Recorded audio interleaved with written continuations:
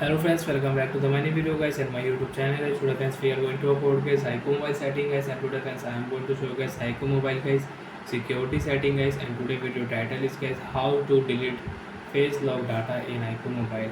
Friends, you want to erase, you want to delete iqoo mobile face lock, so how to delete one by one, step by step friends we will talk about. So before starting video friends, first of all go and subscribe the channel guys, click the bell icon, like the video guys. Friends, now let's see how to delete face lock in iqoo mobile.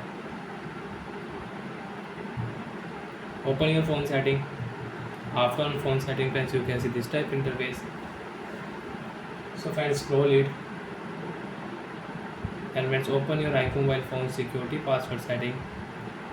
After when security setting friends, you can see this type interface.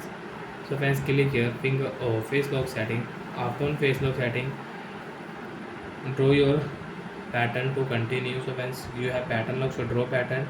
Friends, you have password, so enter password. After draw pattern friends, you can see second last option, face data setting. Delete face data, you want to erase your face data, you don't want to use. Friends, click here right side erase, and get face lock will delete in your iqoo mobile.